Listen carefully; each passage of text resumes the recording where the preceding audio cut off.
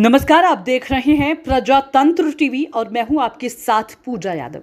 आगरा में एयरफोर्स के अधिकारियों ने एयरफोर्स का बताया इतिहास। विश्व में भारत देश बनता जा रहा है शक्तिशाली।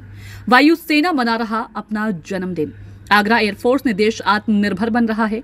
वायुयान से लेकर उनके पुर्जे को देश में ही किया जा रहा है तैयार। एयरफोर्स की कमांडो ने A-32 जहाज के बारे में दी विस्तृत जानकारी। A-32 जहाज के द्वारा कमांडो को दी जाती है ट्रेनिंग। इस जहाज के द्वारा कमांडो को जंपिंग की दी जाती है ट्रेनिंग।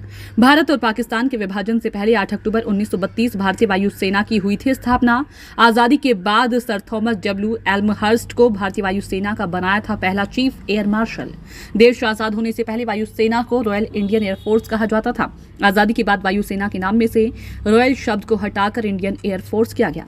वायुसेना के पहले चीफ थे थॉमस W. एल्महर्स्ट, जिन्होंने 1 अप्रैल 1933 को वायुसेना का पहला दस्ता बनाया, जिसमें 6 IF ट्रेंड ऑफिसर और 19 जवानों को शामिल किया गया। सुखोई विमान 30 MKI को भारतीय वायुसेना की बताई जाती है रीढ़, जिसमें 250 से अधिक संख्या में विमान जो किसी भी मौसम में रात या दिन में हमला करने में बताया जाता है सक्षम।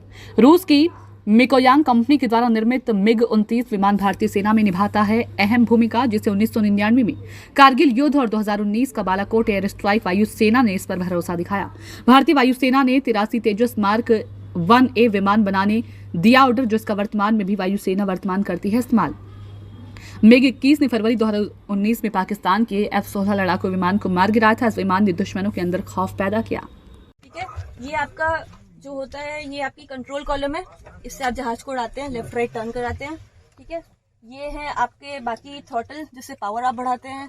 बाकी सारे इंस्ट्रूमेंट होते हैं। जैसे आपने जो क्वेश्चन पूछा है कि आपको हाइट कैसे पता चलती है, तो एक ऑल्टीमीटर करके एक डिवाइस होता है, एक इंस्ट्रूमेंट होता है। उसमें आप जैसे क्लाइम करते हो तो आपका ऑल्टीमीटर आपको एग्जैक्ट आपकी हाइट बताता रहता है। तो आप उसको देख के आपका रेफरेंस लेते हो और उससे अपने सारे ऑपरेशंस करते हो। नॉर्मल फ्लाइंग में भी ऐसे होता है। इन सब बटन से आप रैंप का ऑपरेशन, जो मैंने बताया था रैंप जो खुल जाता है अंदर, वो हम आपको करके दिखाएंगे।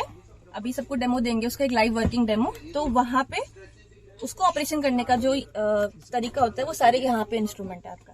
ठीक है।